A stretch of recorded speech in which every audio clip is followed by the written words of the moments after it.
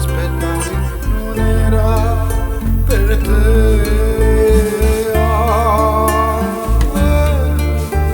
Maria, Maria,